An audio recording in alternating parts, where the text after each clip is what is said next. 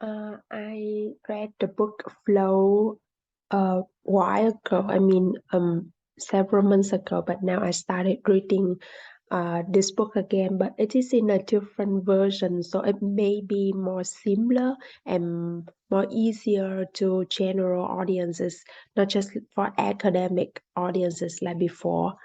And I started from page 19, introduction. Despite many good conditions, health, age, material luxuries, people end up feeling that their lives have been wasted instead of being filled with happiness. That's why the author spent decades and he was so proud to introduce a new concept, which is flow.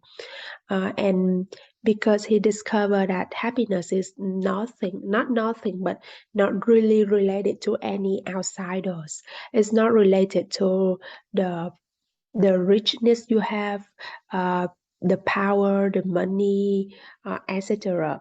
But people can control the way they interpret things happening every day in their life, and it can bring the optimal experience.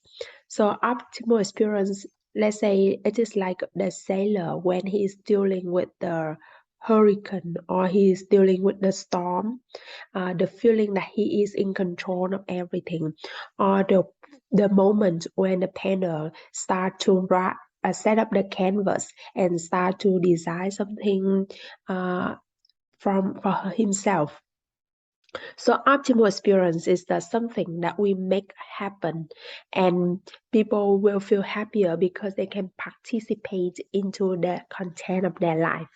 Uh, that means they are falling into a state of flow, the flow that they are really into something and they're really happy about it. Overview. Flows. The definition here is that flow is the sex here. The flow. Sometimes people start doing something like losing weight, but they cannot do that. Although they know that it is good for health, although they know that which food is not good to eat, what uh, habits that we that we should maintain. So the flow here, if you don't learn how to build the optimal experience, the stakes here are higher. It is a matter of losing the chance to have a life worth living.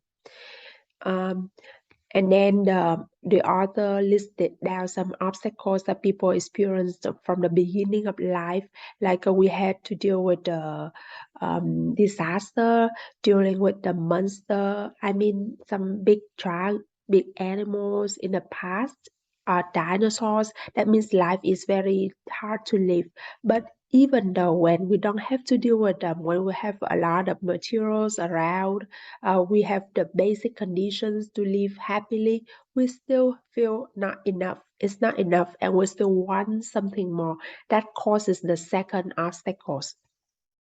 The roots of this content. So the roots of this content here is really internal, and it is how the mind filters and interprets everyday experiences. If you interpret it as something that it is enough, you will feel happy. But if not, you will feel that you lack of something. That's why we need to create some optimal experience in life so that we can be satisfied with ourselves.